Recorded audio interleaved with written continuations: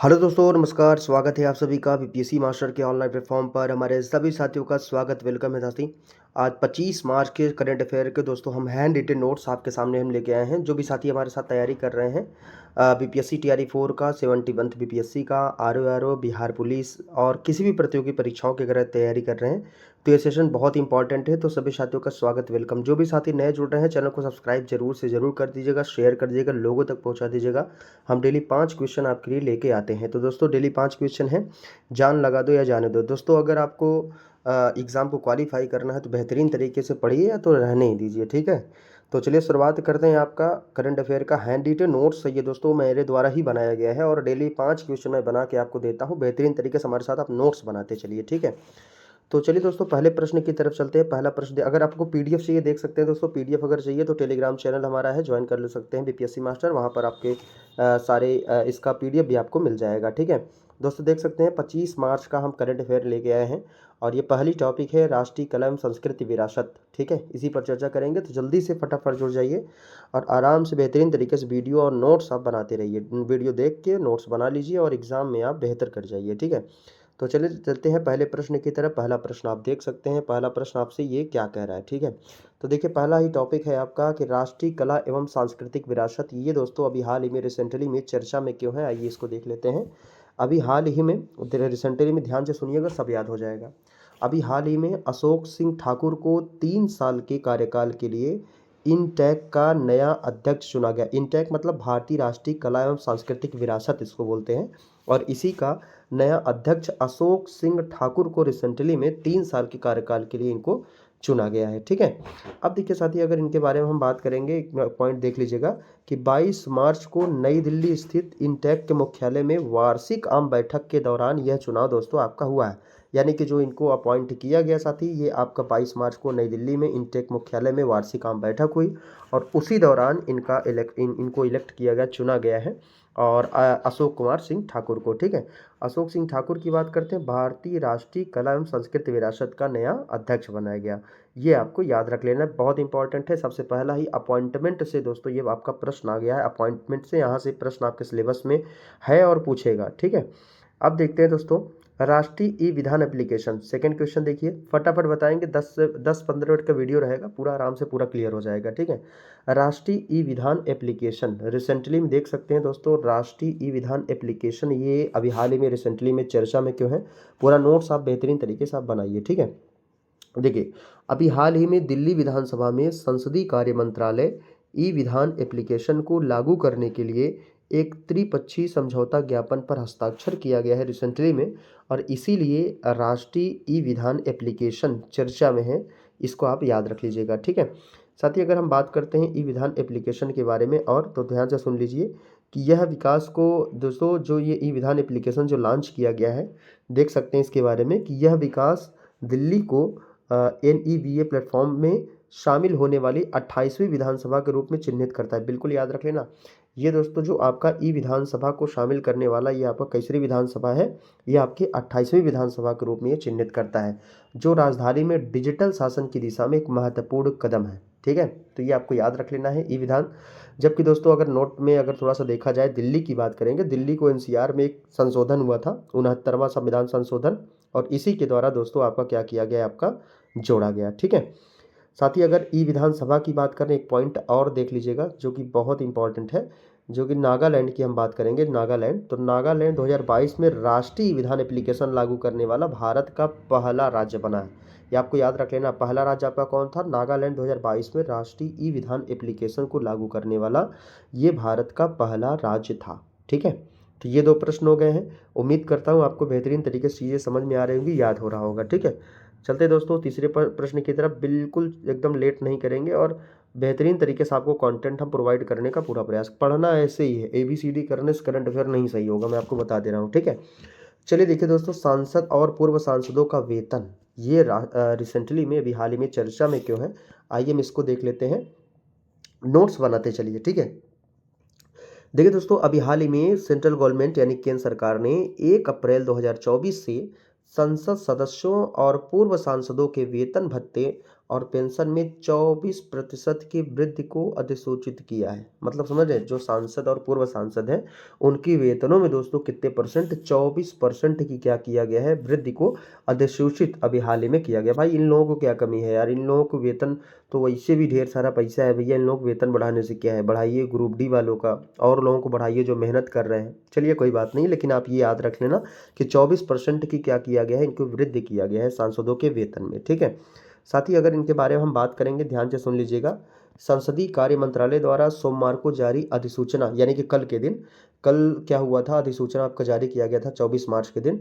और इस अधिसूचना में सांसदों का वेतन 1 लाख रुपए से संशोधित करके 1.24 लाख रुपए कर दिया है। समझ रहे ना, इनका 24,000 और बढ़ा दिया गया इनका वेतन। और साथ ही उनके दैनिक भत्ते और पेंशन लाभ में भी आपकी वृद्धि की गई है। यानी कि जो आपके पेंशन लाभ या आपके लेते हैं सांसद, उनमें भी क्या किया गया, आपका वृद्धि किया गया है और रिसेंटली में, और इसीलिए आपका चर्चा में है। ठीक है, तो ये आपको याद रख लेना है, संसद और पूर्व सांसदों के वेतन। ठीक है, चलिए अब देखिए दोस्तों, अगर वेतन की बात कर रहा है, वेतन अगर पॉलिटी से इसको कनेक्ट किया जाए, ध्यान से देखिएगा, अगर आपको पॉलिटी से इसको कनेक्ट किया जाए, थोड़ा सा 1 मिनट याद रख लीजिएगा।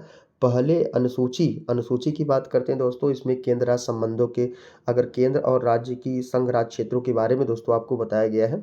जबकि दूसरे में दोस्तों आपके दूसरी अनुसूची याद रख लेना, जो आपका दूसरी अनुसूची है, दूसरा शेड्यूल है, इसमें दोस्तों क्या किया गया है, जो आपके पदाधिकारी हैं, सांसद सदस्य हैं, इनके वेतन भत्ते के बारे में आपको बताया गया है। ये दूसरी अनुसूची आपको याद रख लेना है रिसेंटली में, इसी में आपका कनेक्ट करके। ठीक है, चलो भैया अगला प्रश्न देखो, विश्व क्षय रोग दिवस, ये भी इंपॉर्टेंट है। चौथा प्रश्न आ गया है और कम समय में 5 से 10 वीडियो में पूरा 5 क्वेश्चन बेहतरीन तरीके से पढ़ेंगे, वेरी वेरी मोस्ट इंपॉर्टेंट। ठीक है, देखिए दोस्तों, विश्व क्षय रोग दिवस की अगर हम बात करेंगे, ये रिसेंटली में अभी हाल ही में चर्चा में क्यों है, इसको देखिए। अभी हाल ही में विश्व क्षय रोग दिवस 24 मार्च को मनाया गया है। कब मनाया गया साथी, आपका 24 मार्च को अभी हाल ही में विश्व क्षय रोग दिवस आपका मनाया गया है। रीज़न क्या है दोस्तों आपका क्षय रोग दिवस आपका मनाने का, ध्यान से देखिएगा। विश्व स्तर पर टीबी महामारी को समाप्त करने के प्रयास करने तथा इनके विनाशकारी सामाजिक और स्वास्थ्य परिणामों के बारे में जागरूकता फैलाने के लिए दोस्तों ये क्या किया गया है, आपका मनाया गया है। ठीक है, तो ये आपको मेरे साथ ही आपको याद रख लेना है, इंपॉर्टेंट है। किस लिए आपका मनाया जाता है, कि विश्व स्तर पर टीबी महामारी को समाप्त करने के प्रयास करने तथा इसके विनाशकारी सामाजिक, आर्थिक और स्वास्थ्य परिणामों के बारे में जागरूकता फैलाने के लिए विश्व क्षय रोग दिवस आपका मनाया जाता है। और ये कब मनाया गया, कल के दिन, यानी कि 24 मार्च के दिन। पूछा गया था पीसीएस में प्रश्न, तो आपसे फिर से ये प्रश्न बन सकता है, विश्व क्षय रोग दिवस। ठीक है, साथ ही विश्व क्षय रोग दिवस के बारे में अगर बात करें, इसकी थोड़ा सा थीम देख लेते हैं, इसकी थीम क्या है, जो कि मोस्ट इंपॉर्टेंट है, इसको आपको देखना है। इसकी देखिए, आपका विश्व क्षय रोग दिवस यानी कि टीबी इसको बोलते हैं दोस्तों। जो ये थीम है, इसकी थीम क्या है, कि yes we can end TB, commit, invest, have, result.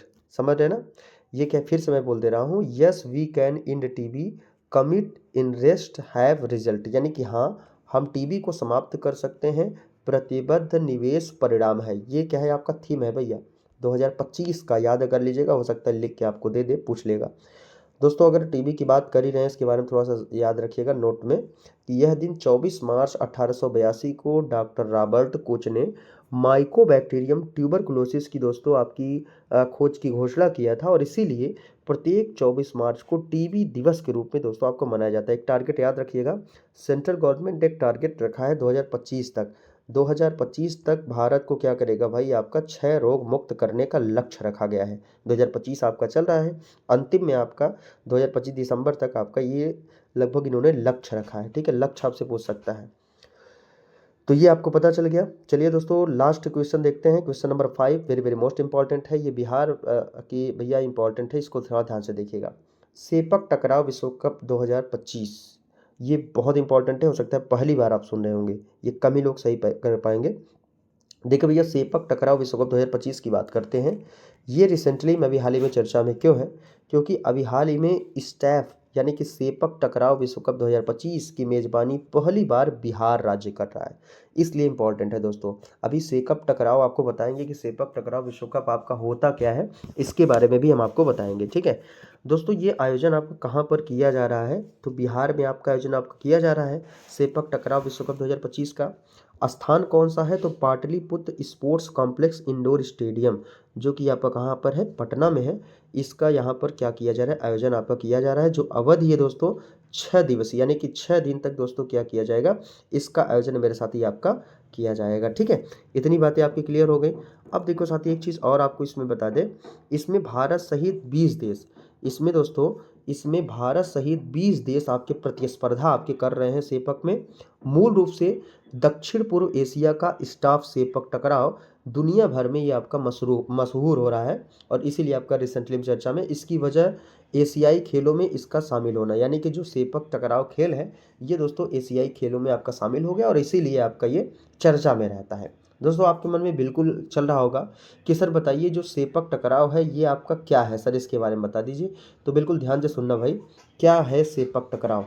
देखिए दोस्तों, सेपक टकराव को बुकाबॉल, किक वॉलीबॉल या फुट वॉलीबॉल भी आपका कहा जाता है सेपक टकराव को। और सेपक टकराव एक टीम खेल है जिसे इंटरनेशनल आपका सेपक थ्रो फेडरेशन द्वारा आयोजित किया जाता है, और इसीलिए रिसेंटली में आपका चर्चा में है। देखिए दोस्तों, लास्ट में थोड़ा सा देख लीजिए, बिहार की हम बात कर रहे हैं, बिहार की चर्चा कर रहे हैं। तो बिहार में जो दोस्तों आपके ज़िले हैं, ये कितने ज़िले हैं, बिल्कुल देख सकते हैं। बिहार में कितने ज़िले हैं आपके, 38 ज़िले हैं। विधानसभा सीट की बात करते हैं दोस्तों, 243 सीट आपकी विधानसभा है। लोकसभा सीट कितना है भैया, आपका 40 है। जबकि राज्यसभा सीट कितना है दोस्तों, आपको 16 है। विधान ये आपका बिहार का मैंने इंपॉर्टेंट बताया है। इसके बाद देखिए नेशनल पार्क, यहाँ पर वाल्मीकि नेशनल पार्क है यहाँ पर बिहार में, भीम बंधु अभ्यारण्य है, और राजगीर वन्यजीव अभ्यारण्य है। ये आपके कहाँ के हैं, बिहार के। जो बिहार की इंपॉर्टेंट, बिहार में आपका सेपक हो रहा है इसलिए चर्चा में था, तो बिहार के बारे में थोड़ा सा मैंने आपको बता भी दिया है। ठीक है, बेहतरीन तरीके से नोट्स आप बनाते चलिए। ठीक है, तो आज के दोस्तों ये 5 क्वेश्चन थे, और जो भी साथी अगर हमारे साथ जुड़ना चाहते हैं बिल्कुल डेली का डेली जुड़े बीपीएससी मास्टर परिवार से करंट अफेयर के साथ। हैंड रिटेन नोट्स मैं आपको देता हूँ, जो कि मैं आपको खुद बनाता हूँ, किसी का कॉपी पेस्ट बिल्कुल नहीं है, ये आपका खुद बनाया हुआ एकदम बेहतरीन तरीके से ऑथेंटिक करंट अफेयर है। इसको आप बेहतरीन तरीके से डेली का डेली 5 क्वेश्चन आप बेहतरीन तरीके नोट्स आप बनाते चलिए। 100% इससे बाहर कोई भी एग्ज़ाम होगा आप क्वालिफाई कर जाएंगे। जैसे अगर बात करें दोस्तों बिहार TRE 4.0 का, 71 बीपीएससी का, आर समीक्षाधिकारी का जो 27 जुलाई को होने वाला है, बिहार पुलिस का, और किसी भी प्रतियोगी परीक्षाओं की अगर आप तैयारी कर रहे हैं तो ये सेशन आपके लिए बहुत इंपॉर्टेंट है। ठीक है दोस्तों, अगर आप आपको इसका PDF चाहिए तो बिल्कुल आप जा सकते हैं। PDF अगर चाहिए, बीपीएससी मास्टर टेलीग्राम चैनल है, इसको आप ज्वाइन कर लीजिए, वहाँ पर इसका PDF भी आपको प्रोवाइड कर दिया जाएगा। ठीक है, तो जितने भी साथी इस वीडियो को देख रहे हैं, चैनल को सब्सक्राइब जरूर से ज़रूर आप करिएगा, सेशन को लाइक करिएगा, कमेंट बॉक्स में ज़रूर अपनी राय दीजिएगा कि आपको वीडियो कैसा लगा। ठीक है दोस्तों, और फिर ऐसे कल हम आपसे मुलाकात करेंगे। 26 मार्च का करंट अफेयर कल आपके लेके आएंगे, और रिवीजन करा के तब आपको आगे बढ़ेंगे। ठीक है, तो यहीं पर वीडियो को करते हैं समाप्त। वीडियो कैसा लगा कमेंट बॉक्स में ज़रूर लिख के बताइएगा। मिलते हैं आपसे नेक्स्ट वीडियो में, तब तक के लिए जय हिंद, जय भारत।